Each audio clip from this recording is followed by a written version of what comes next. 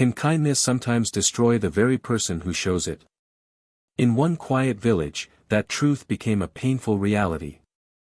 In the village of Kamawu, where mud houses stood like brown jewels under the African sun, lived a young farmer named Tayeo. His heart was pure gold, they said. Every morning, he would wake before the roosters call and tend to his small farm with joy in his step.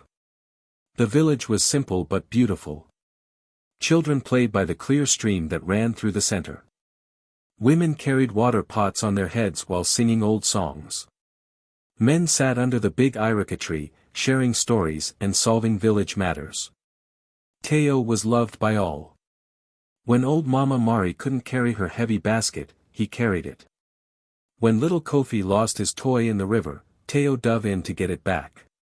His kindness was like the morning sun, it touched everyone. Tayeo, my friend, called Baraka as he approached the farm. Baraka had grown up with Tayeo. They were like brothers, sharing secrets and dreams since childhood. You have such a good heart, Baraka continued, but sometimes I worry about you. Tayeo wiped sweat from his face and smiled. What do you mean? Not everyone understands kindness the same way. Some people might think you are showing off or trying to make them feel small. Tayeo laughed. Kindness is kindness, Baraka. How can helping people be wrong? Baraka shook his head. Just be careful, my friend. Not all hearts are like yours. In the same village lived Ishidi, a woman whose mind was not like others. She talked to herself and sometimes shouted at things no one else could see. The villagers called her the mad woman, but they were not cruel. They left food for her and gave her old clothes. Ishidi lived alone in a small hut at the edge of the village. Her hair was wild and tangled. Her clothes were torn and dirty. She had no family, no friends, no one to care for her. Most people were afraid of her strange ways. Children would run when they saw her coming. Even adults would cross to the other side of the path. But Tayeo always felt sad when he saw her. He wondered what had happened to make her mind so troubled. It was market day in Kamawu. The air was full of sounds, people talking, children laughing, goats bleating. The smell of roasted corn and fresh bread filled the air. Tayeo had sold his vegetables and had some coins in his pocket. He felt happy and blessed. As he walked through the market, he saw Ishidi sitting alone near the old tree. She was rocking back and forth, mumbling to herself. Other people walked past her as if she was not there. Some pointed and whispered. Tayo's heart felt heavy seeing her alone and forgotten. He remembered the bread he had bought for lunch. He also had an extra coin from his good sales that day. Maybe a small act of kindness would help her feel less alone. Tayeo walked slowly to where Ishidi sat. She looked up at him with wild, confused eyes.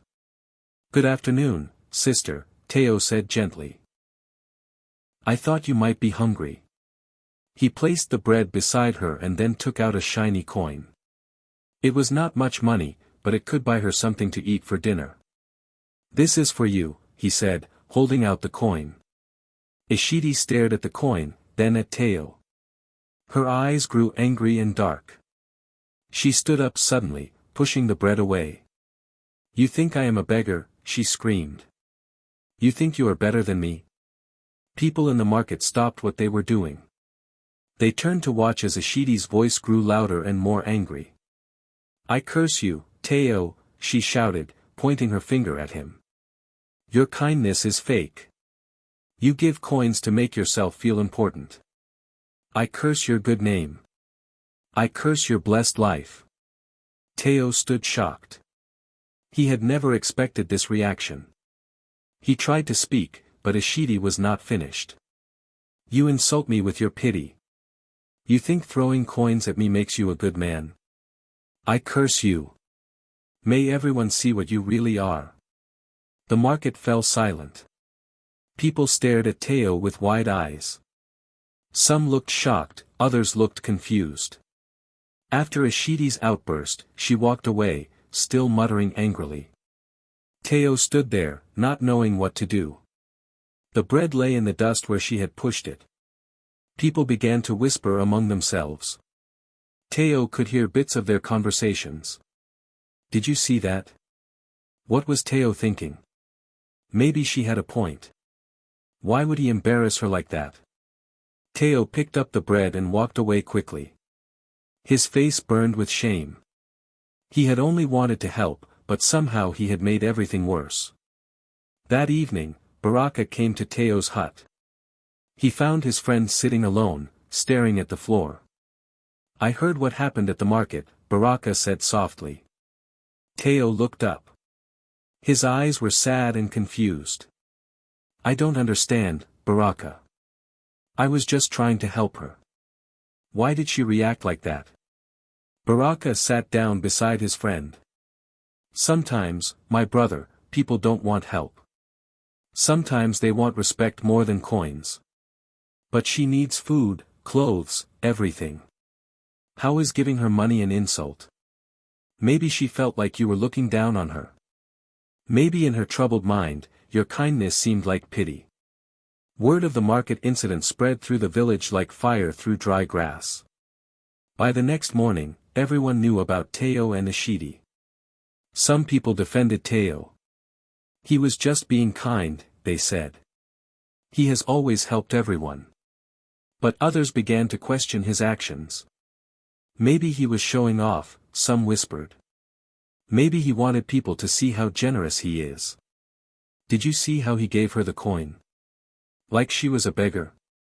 Poor Ishidi. She has her pride, even with her troubles.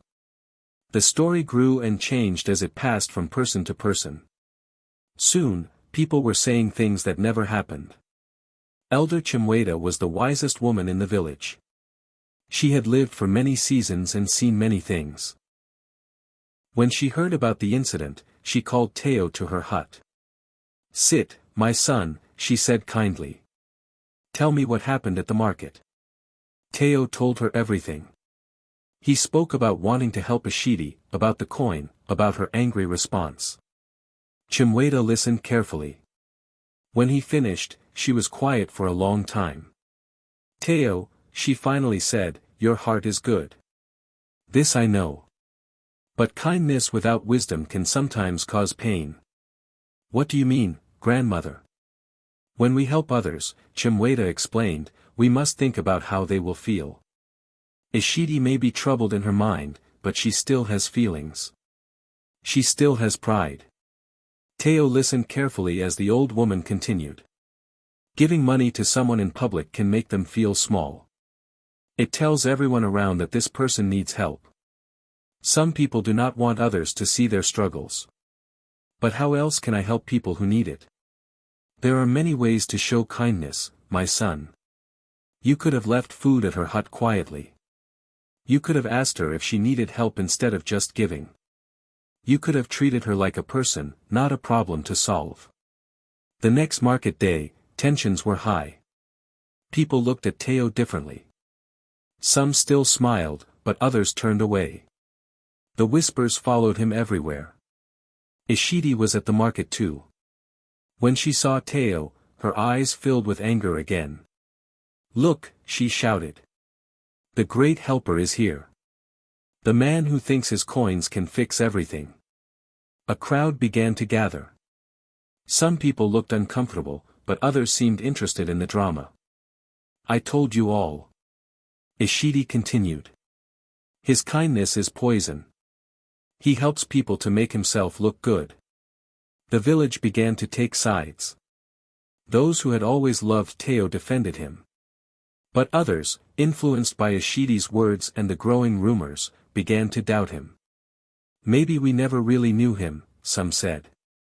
Maybe his kindness was always about making himself look important. Why else would he give money to a mad woman in front of everyone?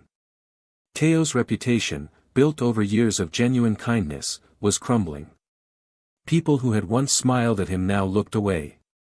Children who had once run to greet him were told by their parents to stay away. The curse was working, not through magic, but through the power of words and doubt. Tayeo's heart broke a little more each day. His kindness, which had always brought him joy, now brought him pain. He stopped helping people openly, afraid of how they might react. At his farm, he worked alone and was sad. The joy in his step was gone. The light in his eyes had dimmed. Baraka visited him often, trying to encourage his friend. But even Baraka could see how the situation was destroying Tayeo's spirit. "Maybe I should leave the village," Tayeo said one evening. "Maybe it would be better for everyone." "No," Baraka said firmly. "This will pass. People will remember who you really are." One day, little Kofi fell into the river. He was the same boy Tayeo had helped before. The child could not swim and was drowning. Without thinking, Tayeo jumped in to save him. He pulled the boy to safety, giving him life again. As Kofi coughed up water, the villagers who had gathered realized something important.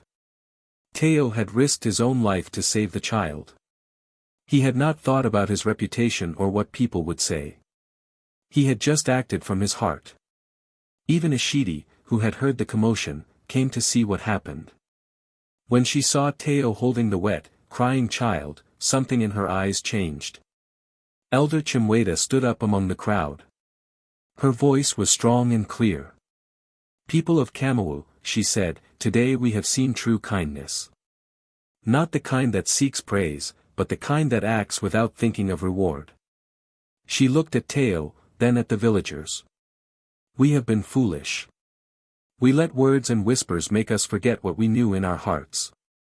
Tayeo's kindness has always been real." Then she turned to Ishidi. "And you, sister, your pain made you strike out at someone who meant no harm. But kindness, even when it is clumsy, should not be punished with curses." Ishidi looked at the ground. For the first time in many seasons, her eyes seemed clear.